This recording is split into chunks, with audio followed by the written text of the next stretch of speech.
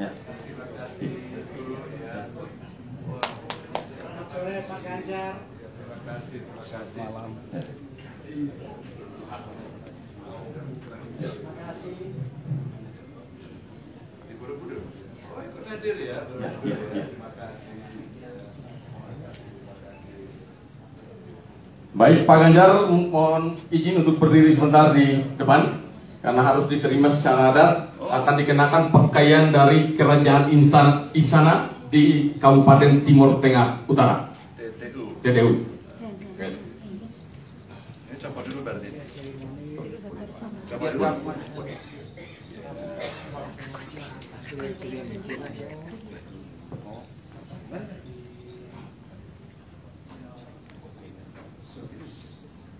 Buna. Kakos dia menarik. Ya, ya. Ya. Betul. Ya.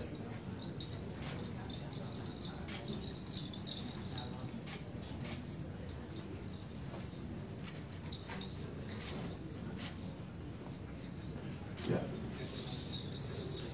Saya tahu.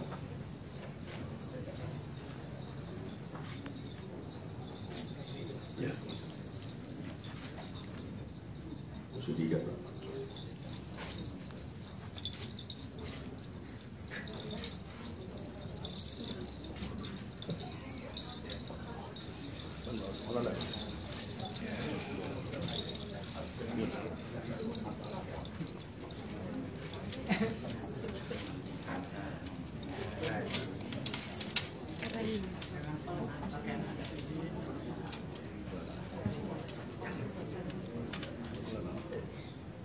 Ya, sudah.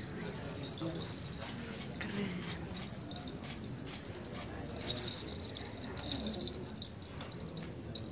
Kakos di belakang, dia di belakang. Terbalik. Begini ya. Ya.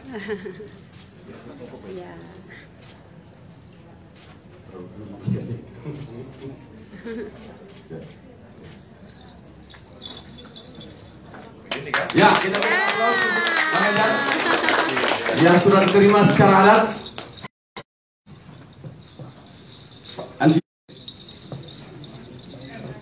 Pak Emi, ya.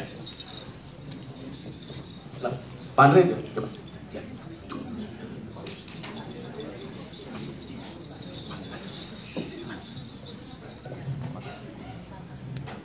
Insya Allah, ya.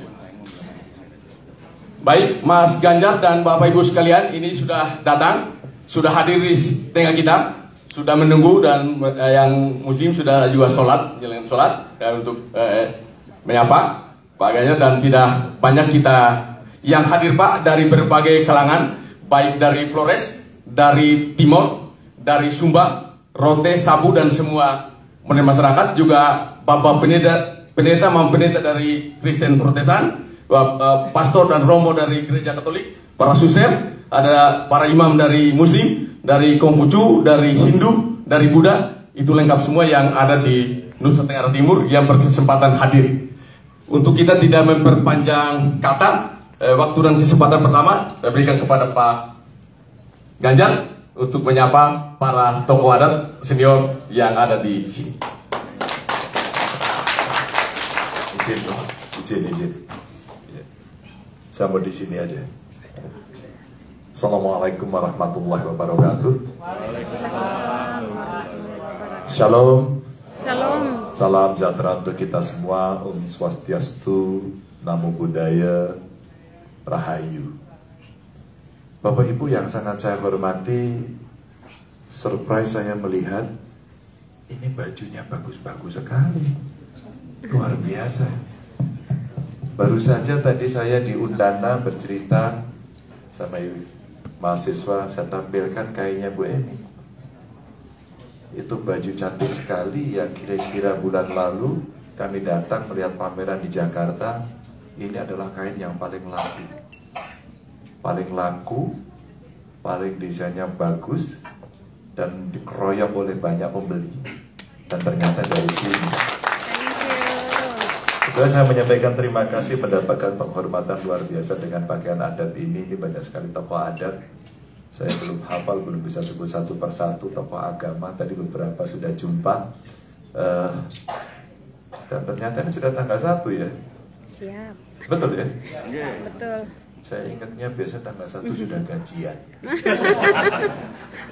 Tapi semenjak pensiun jadi gubernur memang mantap makan tabungan karena sudah tidak gajian. Tapi yang saya ingat ini adalah bulan kepada umat Nasrani. Ini pasti bulan yang penuh kasih ya, dan pasti lagi banyak persiapan. Saya lihat semuanya mempersiapkan Natal dengan baik, mudah-mudahan lancar semuanya. Amin. Bapak Ibu, saya menyampaikan terima kasih sekali lagi karena ini saya hitung titik ke-6 setelah saya mendarat tadi. Dan masih ada 2 titik lagi yang harus saya temui. Padatnya acara tidak sama sekali tidak melelahkan saya. Karena apa? Hampir semua yang bertemu memberikan energi positif. Semua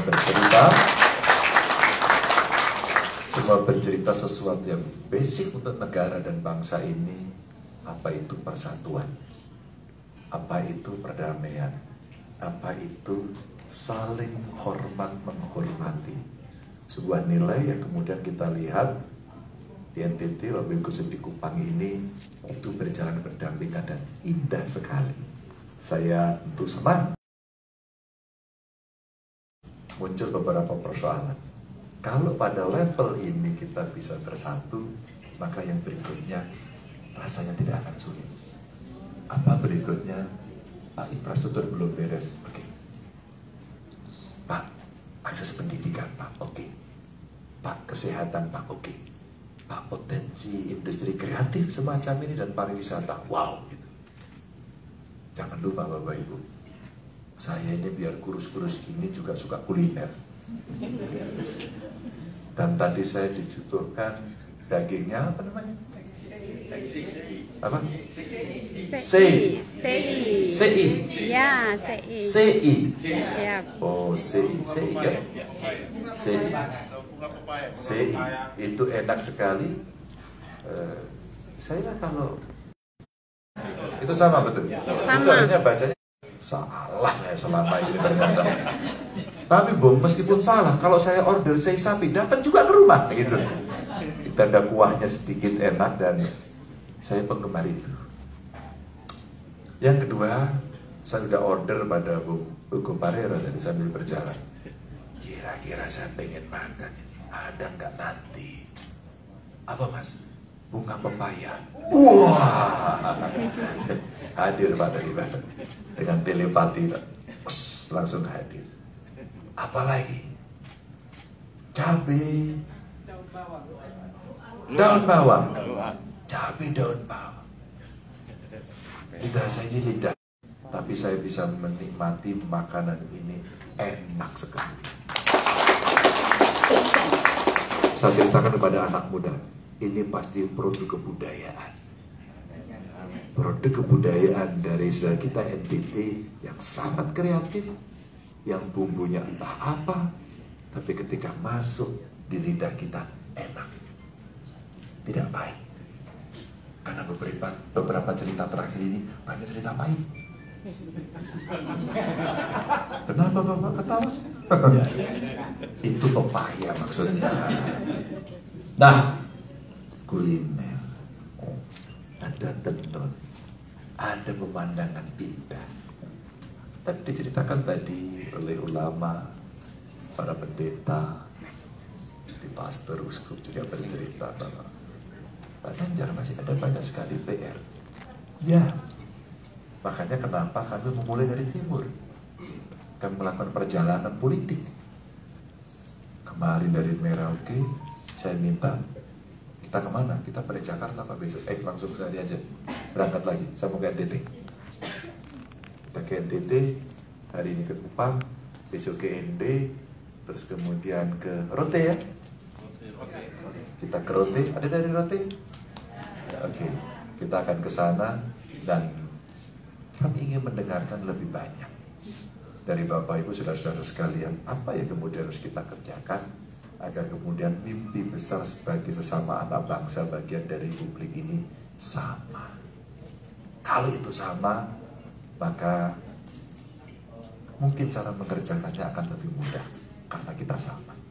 Jadi kalau berbeda, barangkali kita perlu meja ini untuk negosiasi. Maka Bapak Ibu, dalam kesempatan yang sangat berharga ini, izinkan saya untuk duduk saja. Karena saya ingin mendengarkan apa yang ada dari Bapak Ibu sekalian.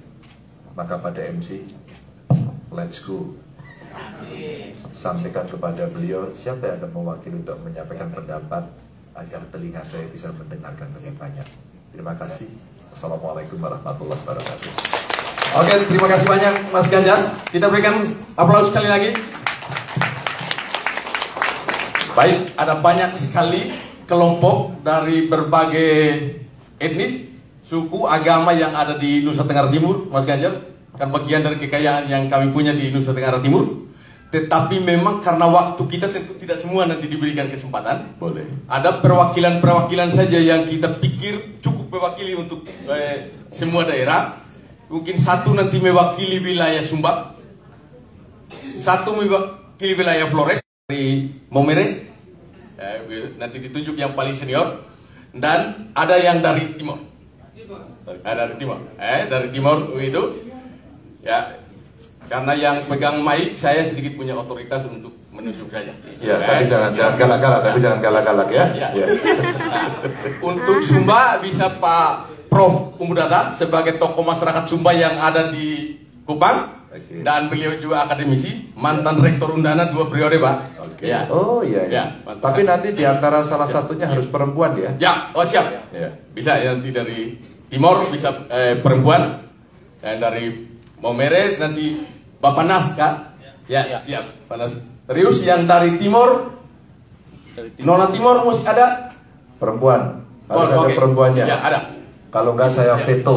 Ya, ada. Nanti Pak Yes tolong dibantu. Oke, mic pertama diserahkan untuk Pak Prof. Umudata. Oh, Kami tidak. silakan. Perempuan dulu. Oh ya, siap. Iya. Salah. Kita Ibu kalau nggak ada perempuan yang ibu-ibu dari nggak Timor. bisa, kita harus perempuan dulu. Ya, siap. Ibu. Ibu. Siapa? Baik. Ibu dulu ya. Bisa sebut nama dan asal Bu, ya. Silakan. Silakan Bu. Ya. Baterai habis Bu. Oke, perlu mic saya Bu. Perlu saya antar ke sana. Cek. Selamat malam. Malam, Perkenalkan saya Pendeta Rian Nenohai, Ibu Pendeta. salah seorang pendeta Gereja Masih Injili di Timor yang hari ini melayani di Gereja Karmel Fatulode. Kami bersyukur memiliki kesempatan tatap muka langsung dengan Bapak Ganjar sebagai salah seorang calon presiden di periode mendatang. Saya berbicara dari perspektif perempuan berkenaan dengan kuota yang diberikan untuk parlemen berkaitan dengan jumlah keanggotaan untuk perempuan yang hari ini telah diputuskan beberapa periode yang berlalu. Tapi pada kenyataannya dalam politik kita bisa sadar, kita menyadari bahwa ada banyak perempuan yang berbicara tapi suaranya itu tidak dianggap. Hari ini kami bersyukur karena ketua DPR kami seorang perempuan. Di tingkat pusat ketua DPR RI seorang perempuan. Kita juga pernah memiliki presiden yang perempuan. Kami ingin melihat sejauh mana gagasan ataupun peran yang akan Pak Ganjar buat berkenaan dengan emansipasi khususnya di bagian timur. Terima kasih Pak. Langsung dulu ya. Ya, siap. Biar asik. Ya, asik. Ya. Ibu Pendeta terima kasih. Ini beliau punya kekritisan yang sangat tinggi. Alkisah, Bu Pendeta, Alkisah. Perdebatan panjang di Undang-Undang Partai Politik dan Undang-Undang Pemilu. Bagaimana meletakkan perempuan dalam affirmative action, tindakan khusus. Perdebatan di partai politik adalah mendorong 30% perempuan menjadi pengurus. Gampang tidak. Maka berdebatlah panjang sekali. Lalu diputuskan. Memang sulit tapi harus dilakukan 30%. Itu yang terjadi. Dan tangan yang ngetuk itu namanya Ganjar Pranowo. Selesai perdebatan? Belum. Lalu geser ke undang-undang pemilu. Bagaimana meletakkan perempuan di dalam 30% agar bisa duduk di parlemen. Berdebatlah panjang. Bagaimana meletakkannya? Sudah taruh saja dalam 10 daftar atau seberapa pun daftarnya, potong 30% diisi perempuan. Kelompok perempuan kemudian berteriak, oh tidak bisa. Kalau Anda taruh semuanya di bawah, potensi keterpilihannya akan rendah. Lalu apa yang bisa dilakukan? Kalau gitu taruh di atas. Partai politik tidak semua mau. Karena tingkat elektabilitasnya belum tentu akan bisa mendorong dia terpilih. Lalu kita usulkan, Bu. Sudah pakai nomor urut saja. Kalau pakai nomor urut, perempuan ditaruh nomor 1, mesti jadi. Apalagi di daerah yang partainya kuat. Proteslah semua. Tidak bisa, harus suara terbanyak. Oke. Kalau suara terbanyak, maka potensi afirmasinya tidak akan berjalan. Karena apa? Karena suara terbanyak. Banyak-banyakan, dan ketika banyak-banyakan, maka apa yang terjadi di masyarakat, di publik, belum tentu punya perspektif gender yang sama. Artinya apa? Bu Eni terpilih karena beliau tough. Mbak Puan terpilih karena tough. Bu Mega jadi presiden terpilih saat itu ya karena kondisi beliau waktu itu. Tapi setelah itu tidak muncul. Ini realitas Bapak Ibu. Bagaimana kemudian kita melakukan ini? Kebetulan saya ikut merumuskan ini cukup lama. Maka akhirnya dalam undang-undang pemilu dibuat namanya zipper system. Zipper system itu di antara 3 calon minimum 1 harus perempuan. Terserah diletakkan di mana. Maka posisi 1, 2, 3 pasti ada yang perempuan. Mau taruh nomor 1, 2 atau 3 itu yang terjadi. Kemudian di vote di publik. Tapi hasilnya tidak boleh 30% perempuan karena suara terbanyak.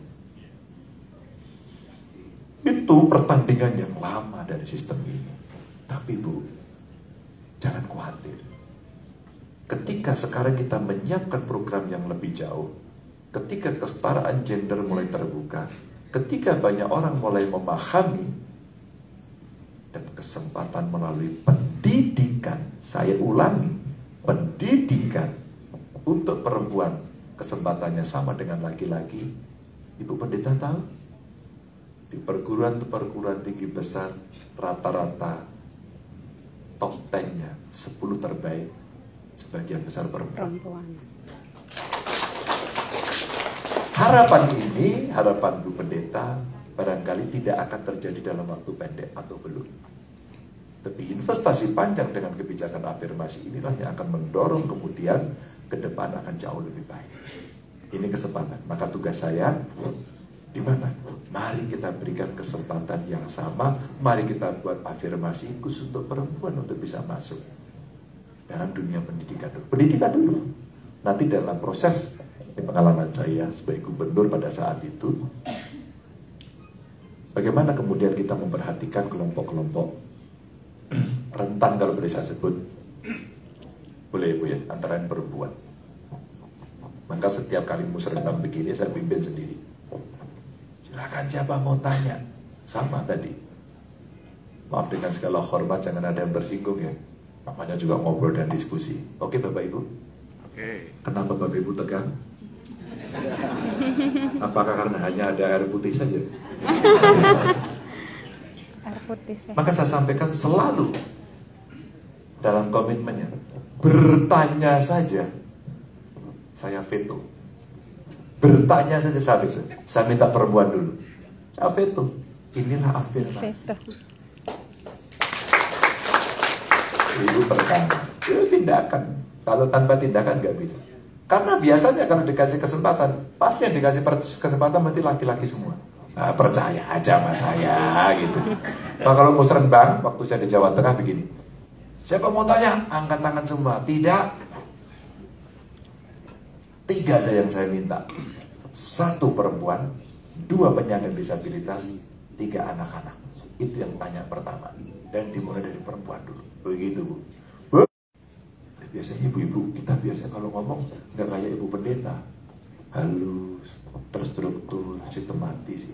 Kalau di musrenbang kami nggak, Bu. Bapak tahu nggak, Pak? Nah, gitu. Itu gas pertama. Gas pertama. Kami ini mau usaha nggak bisa dapat modal. Sambil gini-gini nih. Jadi ingat sesuatu. Terus kemudian mereka menyampaikan gagasannya. Bapak Ibu, kalau kami tidak diberikan kesempatan, kami tidak bisa mandiri. Bu Pendeta, seorang perempuan di Demak, dia ingin menuliskan di KTP-nya itu pekerjaannya nelayan. 1 kata. Tidak bisa. Kadesnya nggak mau, camatnya nggak mau, dukcapilnya nggak mau. Kenapa? Karena kamu perempuan.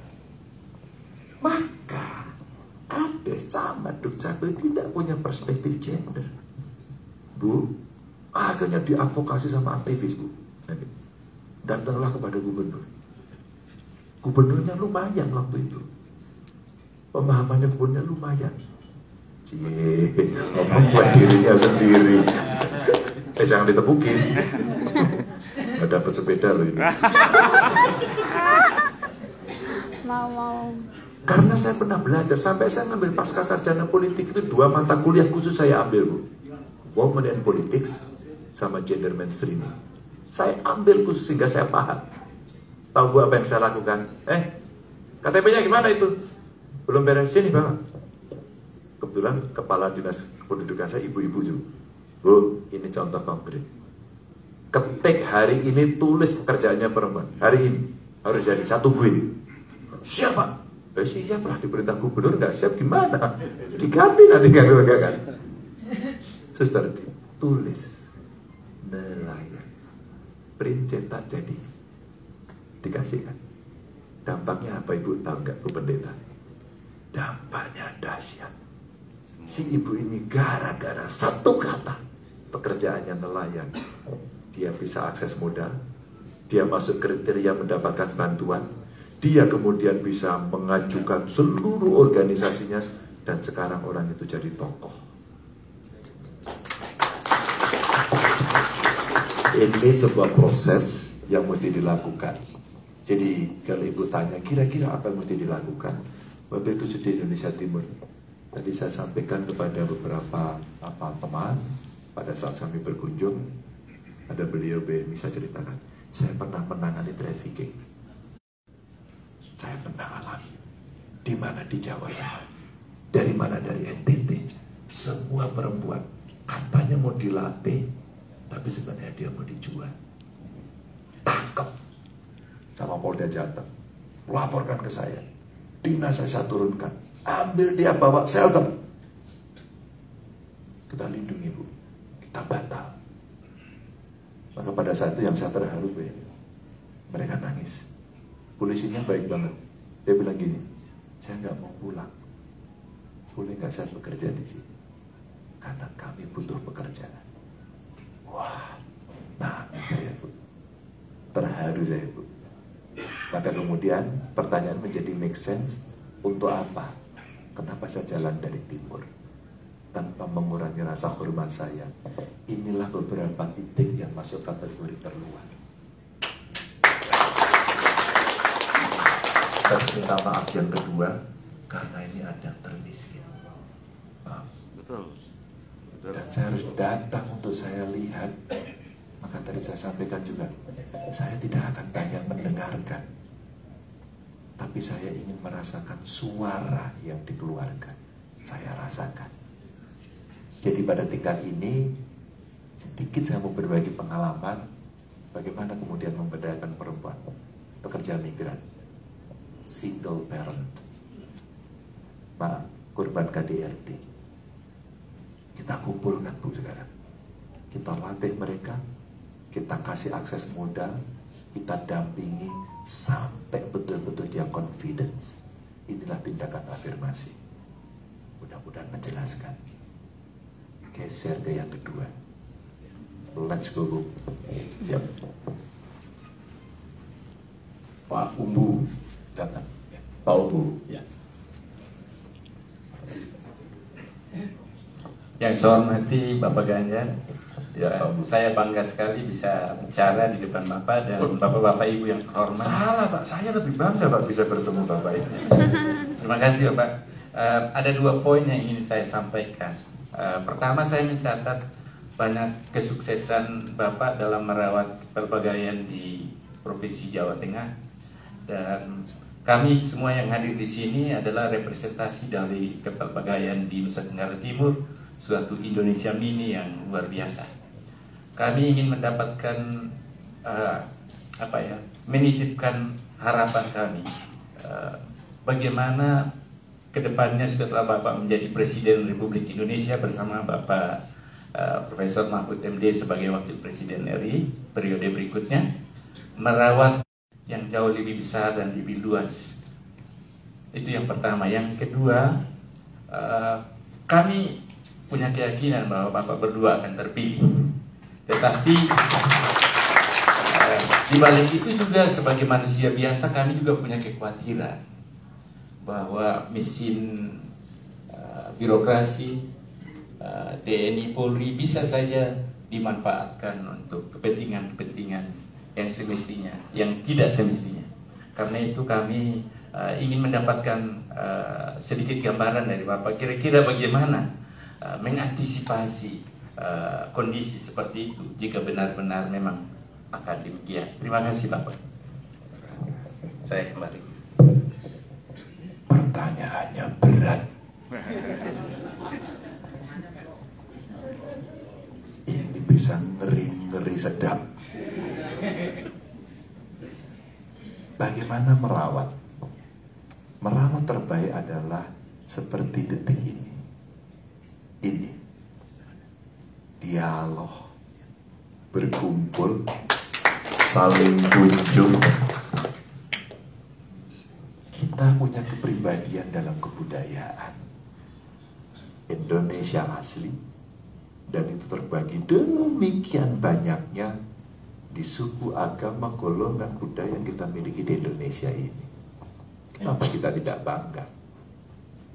Saya datang dikasih tenun indah, dikasih ikat kepala yang saya lupa namanya apa ini? Destar. Destar. Ada kalung, manik-manik yang cantik, motif, dan pasti ada ribuan jenis. Ikatnya pun aneh-aneh, bentuknya beda-beda, pasti ada filosofi. Bangga dong kita. Lalu bagaimana? Kita bangga dan membanggakan. Sebagai orang yang tidak tinggal di sini, 2 hal saya ceritakan di depan tadi. Bagaimana tenun ini kemudian laku, dan saya ceritakan kebanggaan. 2 kuliner yang saya ceritakan, kebanggaan. Belum yang lain, destinasi dan seterusnya dan seterusnya. Maka rasanya perlu kita menghadirkan lebih banyak balai-balai kebudayaan untuk Bapak Ibu duduk berdialog, ngobrol banyak, merawat dan menjaga kebinekaan ini. Ketika nenek moyang kita bicara berbineka tunggal ika, mereka sudah sadar betul-betul punya kesadaran yang tulus dari pikiran dan hatinya bahwa Indonesia itu memang berbeda. 28 deklarasi kita berbangsa, bertanah air, berbahasa, belum bernegara. Saat itu sudah berani mengatakan untuk membangsakan satu area teritori ini yang namanya Indonesia. Belum merdeka. Kalau ditambah waktu itu bernegara, kita merdeka Pak, 1928. Maka yang perlu diberikan adalah contoh. Kami pernah ditugasi dan diberikan amanah sebagai gubernur. selama 10 tahun, 2 periode, kami berjumpa dengan tokoh adat, tokoh agama. Ternyata menghadiri acara keagamaan dari rakyat yang saya pimpin, mereka merasa mendapatkan penghormatan. Saya mendapatkan pelajaran. Saya juga bisa merasakan. Ketika kemudian kita bergeser pada agama, kepercayaan yang lain, kami hadir terus. Mereka merasa, ya kami ada dan kami diakui. Dengan cara, oh pemimpin tertingginya datang. Pak, tahu Bu, saya kolektor baju adat seluruh Indonesia. Bukan apa-apa. Setiap hari Kamis saya minta, ini ada orang Jawa Tengah jadi ulama, muridnya Yai Mahmud Juber, sekarang di Majelis Ulama di sini. Saya minta setiap hari Kamis pakai baju adat. Pak Umbu, apa yang terjadi? Masing-masing kabupaten mengeluarkan baju adatnya. Ketika nggak dapat dia riset, ketika nggak dapat mungkin ngarang-ngarang dikit kali itu. Tapi yang penting kemudian ditampilkan ini punya kami. Bangga. Lalu saya pakai. Karena kami Pemprov, maka setiap hari Kamis mereka pakai baju adat dari Jawa Tengah. Macam-macam bentuknya. Baru sadar bahwa, oh ternyata banyak. Setiap Kamis minggu keempat kami pakai baju adat Nusantara. Maka saya kolektor. Maka ketika pengetahuan saya, literasi saya kurang banyak tentang NTT, sehingga yang saya tahu baju adatnya ya Kopi Tilangga dari roti. Saya topinya punya 2. Saya pakai kemana-mana dan dipotret. Pak Ganjar, kenapa pakai baju ini? Ini kan dari NTT. Di mana letak salah saya pakai baju NTT? Itu. Akhirnya apa yang terjadi? Wah. Berikutnya, seorang menteri datang dan saya sambut di depan setelah dia keluar dari mobil. Tahu Bapak? Bapak mesti ikut YouTube saya. Tidak kenal karena saya pakai masker. Saya pakai baju adat Minang. Setelah selesai, yang disalamin siapa? Bupatinya. Kemudian beliau datang, saya ikut di belakangnya. Kemudian masuk toilet, saya tungguin di depan toilet. Pak Umbu, sampai keluar, beliau bertanya, ini Pak Gubernur gak datang ya? Begitu Pak. Bupatinya bingung langsung. Pak Gubernur Pak, welcome Mas, Mama. Saya kira tadi penerima tamu. Pak Umbu, simpel sederhana. Habis pakai pakaian seperti itu. Enggak Pak, ini karena Kamis minggu keempat kami pakai baju adat Nusantara untuk mengenalkan betapa kayanya kita. Itu cara saya merawat. Mungkin tidak terlalu tepat, tapi begitulah adanya. Dan terakhir kemudian apa? Ketika kami punya perayaan acara besar yang ada di Jawa Tengah, kami undang mahasiswa, para pendatang. NTT ini ikatannya kuat ternyata di Jawa Tengah. Kuat. Pak Ganjar, Bapak kemarin bicara ingin mengundang, bolehkah kami datang dan menggunakan baju adat? Datang. Bapak Ibu, saya bangga sekali melihat kemudian di Jawa Tengah seperti tadi bilang, ini seperti menjadi miniatur. Dan miniatur itu ada di mana-mana. Itulah keindonesiaan kita. Maka ketika kita tahu seperti itu, kita akan punya penghormatan, ada pengakuan, rekognisi, dan kemudian menjadi sesuatu yang biasa. Selebihnya, inilah aset yang kaya. Pak, ini cara kami. Mungkin dengan sedikit bercanda. Anak muda bilang, bercanda. Begitu kan? Suatu ketika saya terima presiden, Pak Jokowi datang, saya sambut. Kebetulan hari itu hari Kamis, tapi baju adatnya Jawa, Pak. Loh, Pak Gubernur kenapa pakai baju adat di hari Kamis, Pak? Kenapa? Karena pakai baju adat. Oh bagus. Tapi sehari pakai baju adat itu apa nggak capek? Ada caranya, Pak. Orang tua kita dulu pakainya ini nggak capek gitu. Terus saya tanyakan, caranya gimana? Lihat baju yang bawah Pak, pakaian yang bawah ini. Ini bukan kain Pak, sarung ini Pak. Jadi kalau orang pondok biasa pasti pakai sarung gitu. Tapi sarung. Jadi kita bisa begini-begini Pak. Gak capek Pak. Kerisnya kadang-kadang ditaruh. Bagus juga. Izin Pak, kalau Bapak berkenan pada hari-hari tertentu, kalau boleh pakai baju adat Pak. Entah itu karena saya, entah itu karena pikiran. Itulah setiap 17 Agustus kemudian semua pakai baju adat Pak. Gitu. Ada sepeda jangan tepuk tangan. Kan saya ngeklaim aja ini, jangan-jangan itu karena saya. Dan Pak Presiden, bagus juga ya ini gitu. Kami sering berdiskusi banyak sekali dengan beliau tentang hal yang berkaitan dengan adat. Ini cara kita menjaga keragaman. Maka cerita baik dari Kupang, dari NTT mesti disampaikan. Maka tadi saya tanya, setiap tahun selalu ada kota-kota toleran Pak. Dan ada 10 kota toleran di Indonesia, salah satunya Kupang. Betul ya? Satu aja Kupang. Yang 4 ada di Jawa Tengah Pak. Yang 4 ada di Jawa Tengah. Kenapa? Karena kami mencoba mendorong kota-kota untuk, hai, kalian dorong kota kita, kota kalian itu bisa menjadi kota toleran. Dulu juaranya Jogja, kemudian geser ke Salatiga beberapa kali. Sekarang nomor 1 Singkawang. Alhamdulillah 4 masih dari Jawa Tengah. Gitu kita dorong. Bukan pamer rumah ini, maaf, tapi begitu. Itu merawat kebinekaan dan merawat kebudayaan. Yang kedua tadi soal apa ya Pak?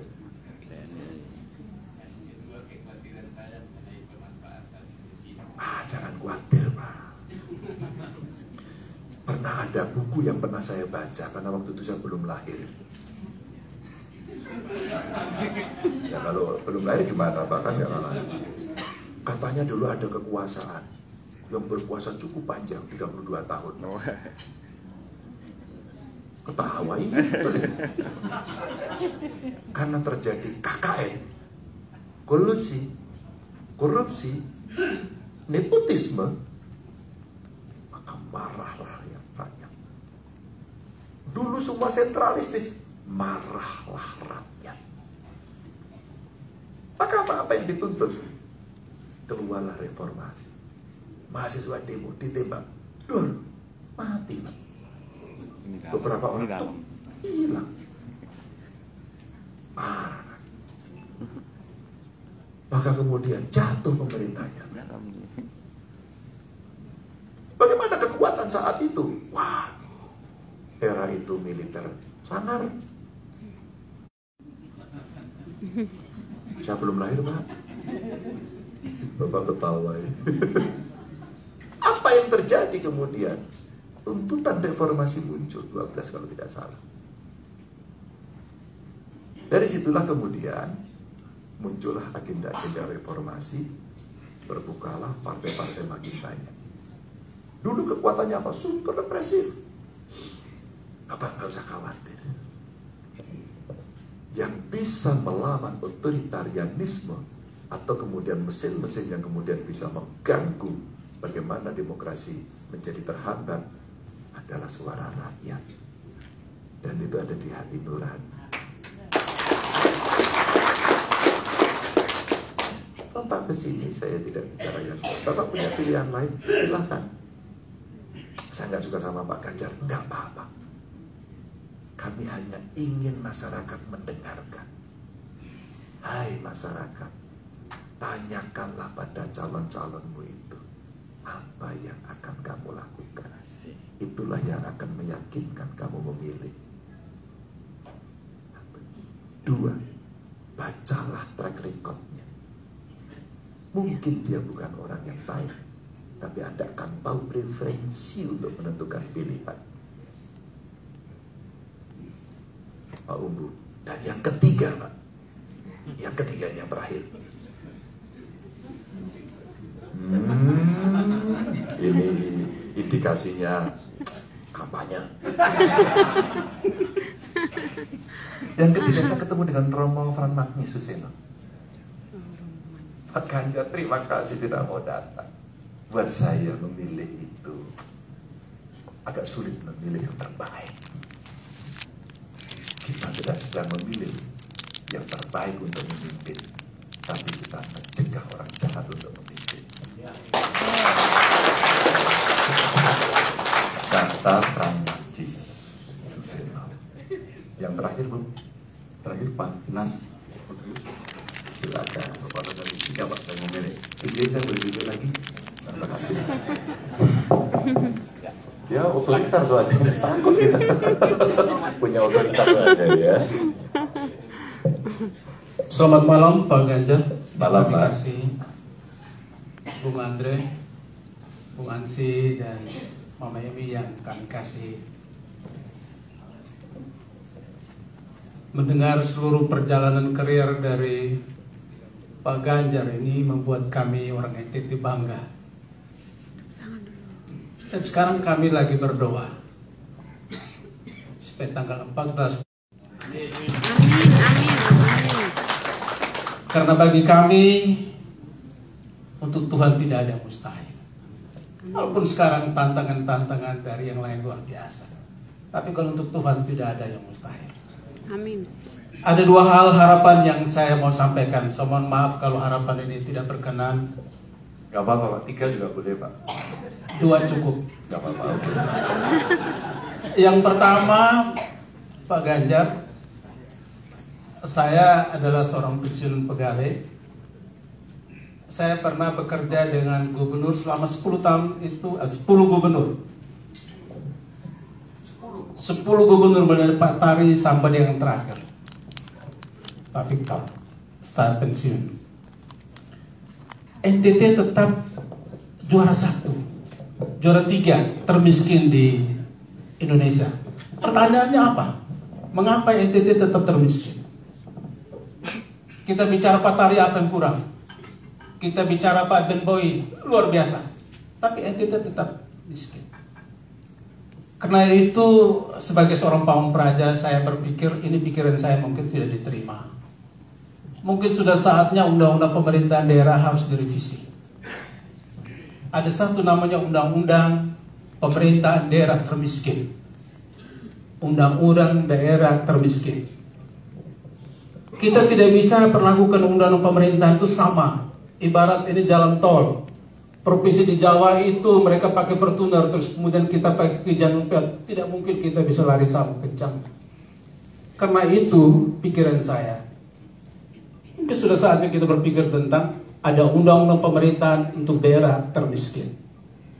Kalau itu ada undang-undang itu, saya yakin betul NTT akan boleh maju lebih cepat dari sekarang. Dan harapan kami kalau Bapak terpilih jadi presiden, Bapak jangan lupa bahwa di Hotel Kristal ini, di Hotel Sotis ini ada pikiran gila seperti itu. Itu yang pertama. Kemudian harapan kedua, ini harapan juga untuk Bung Andre dan Bung Ansi juga pikirkan. Ini kita sudah berjuang lama untuk supaya seorang almarhum Herman juga, ya. Kita sudah berjuang lama, kami orang Flores ini berjuang lama supaya kalau boleh itu almarhum Pak Franseda menjadi pahlawan nasional sampai hari ini. Ini perjuangan sudah lama. Franseda itu merupakan kebanggaan kami untuk orang NTT. Ya, kalau kemarin saya lihat ada pemberian penghargaan kepada orang lain, terus pertanyaan kami orang NTT, Pak Fransedanya di mana? Harapan kami ini Bapak tidak lupa. Sekian. Halo, terima kasih Bapak. Pak Nas, terima kasih. Sebentar, sabar. Pak Nas, terima kasih. Pak Nas itu pernyataannya halus dan tidak panas. Meskipun namanya Pak Nas. Pak Nas. Saya jawab yang kedua ya Pak ya. Karena yang kedua itu lebih mudah Pak. Tidak sulit untuk saya melakukan itu. Yang kedua. Yang pertama, agak sulit Pak. Baik konsep sudah ada. Dan tadi saya bicarakan ke beberapa teman. Karena waktu kemarin saya ke Papua, teman-teman menyampaikan begini. Pak Ganjar kalau jadi presiden, tolong pemekaran diteruskan, Pak. Oke, boleh. Bu, sebutkan 3 alasan untuk mekar. Infrastruktur kami buruk, Pak. Oh, kalau gitu saya perbaiki lagi. Gak usah mekar ya. Oke. Pelayanan kami buruk, Pak. Kesehatan, pendidikan. Oke, kalau begitu saya perbaiki ya. Saya kasih puskesmas, saya kasih akses pendidikan. Seperti di Undana tadi saya ceritakan. Tapi nggak usah mekar. Tapi payah, Pak. Bupatinya nggak pernah tengok kampung kami. Kalau lain kali jangan kau pilih bupati yang seperti itu. Pak Nas, mungkin konsepnya desentralisasi asimetris, asymmetrical decentralization. Maka saya bayangkan ada kelas otonomi. Pak, waktu itu saya pimpinan Komisi 2. Lumayan tidak digubris. Ya sama kita juga lah ya, kita sendiri juga. Bahkan dulu pernah ada usulan berciri kepulauan, provinsi yang berciri kepulauan. Waktu itu namanya Alex Lita yang berjuang sampai meninggal tidak lahir. Kita membutuhkan hari ini konsensus, kesepakatan nasional untuk menentukan itu. Apakah ada kajiannya? Ada.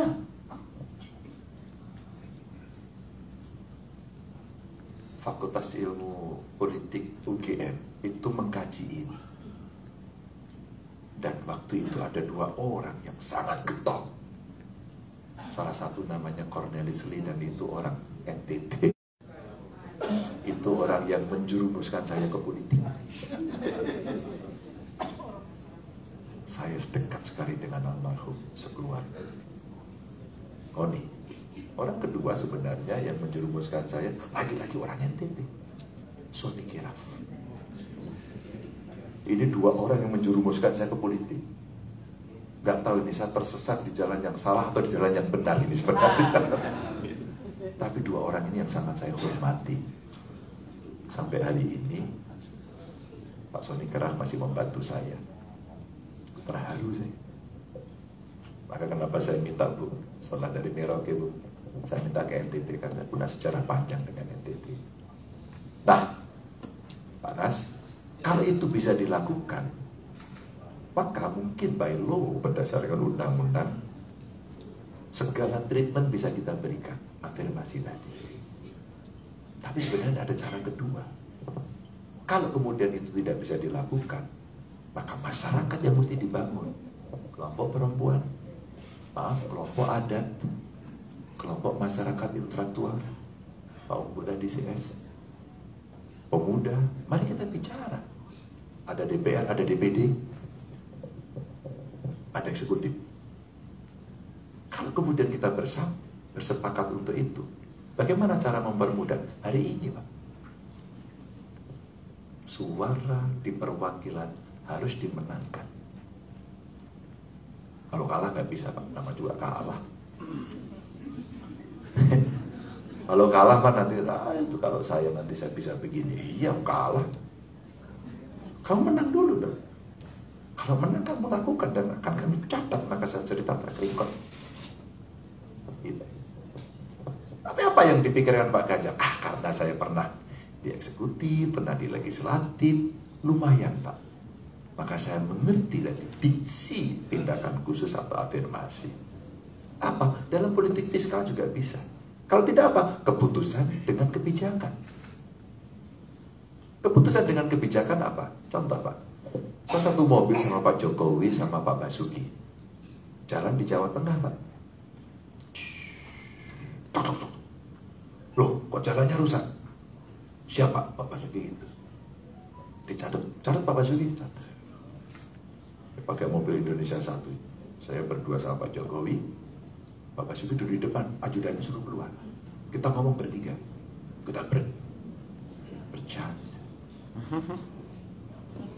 Candaan kami apa? Karena kami berteman bertiga ini. Kami dekat. Tiga-tiganya kuliah di UGM.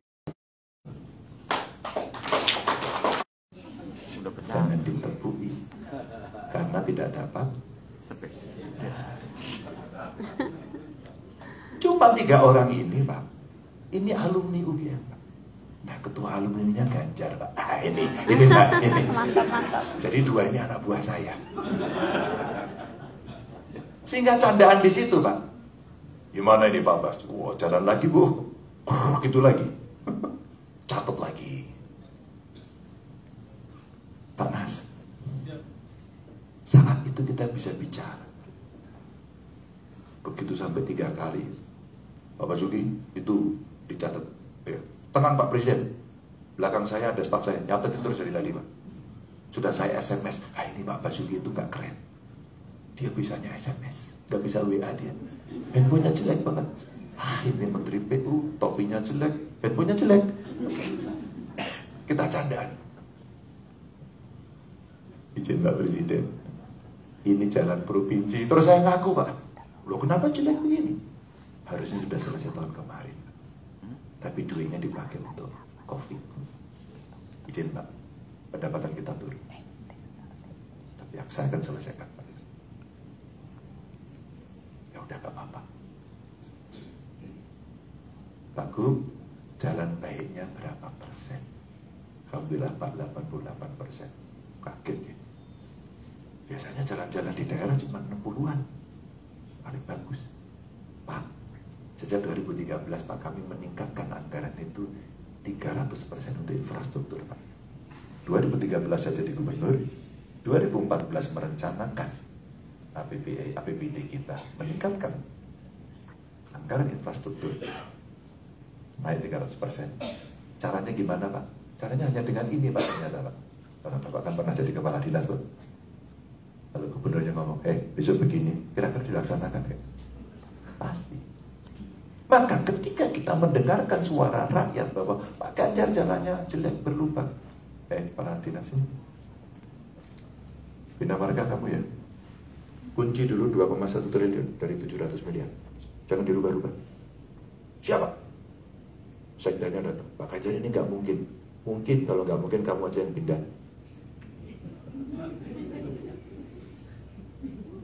Itu jalan. Ini setajam pedang. Tapi pedang ini bisa diayunkan untuk kebaikan atau kejahatan. Maka dalam politik ada moral. Itulah ajaran yang saya berikan. Maka Pak, saya bicara. Lalu bagaimana cara ini menyelesaikan? Itu Presiden bertanya. Izin Pak, daerah gak akan ada yang kuat. Karena kondisi fiskalnya sekarang turun. Kalau boleh Pak diambil alih pusat dengan bentuk bantuan. Itulah awal akhirnya muncul perpres infrastruktur pedesaan. Impres Pak. Obrolan tuh Pak. Obrolan itu. Jadi inovasi dan kreasi daerah harus dimunculkan. Dalam konteks otonomi daerah, saya sudah sampaikan pada orang-orang, kalau ini mekar, apakah daerah siap menjemput itu? Dunia pendidikan menyiapkan, birokrasi pelatihan, civil society mendukung, DPRD kemudian mengawal. Harus dalam kesatuan itu. Kalau tidak, nggak jadi Pak. Sehingga sebenarnya banyak jalan menuju Roma. Tapi apakah hati kita niat betul akan menuju Roma?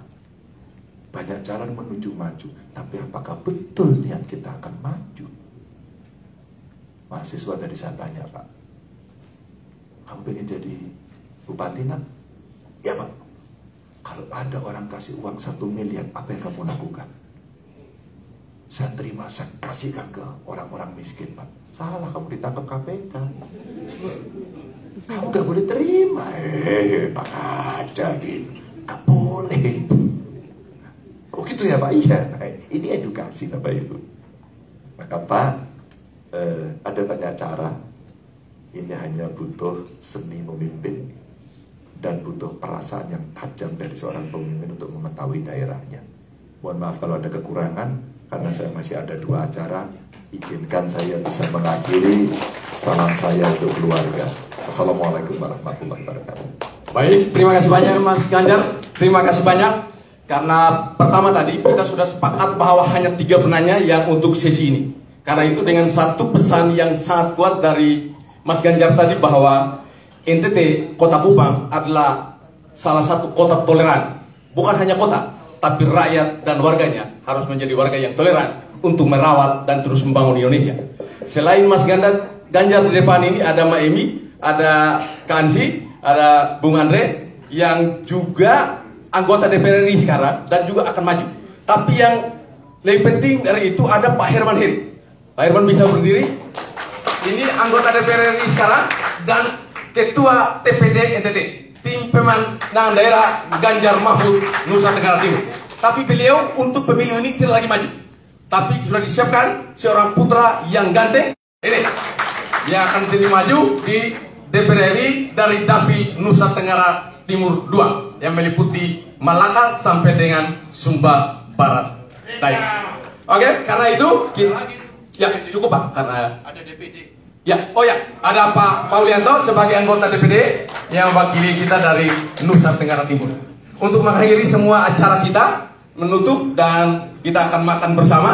Kita mohon Bapak Pendeta Terak Klabing untuk memimpin kita dalam doa malam dan makan malam bersama. Pada Bapak Pendeta kami silakan.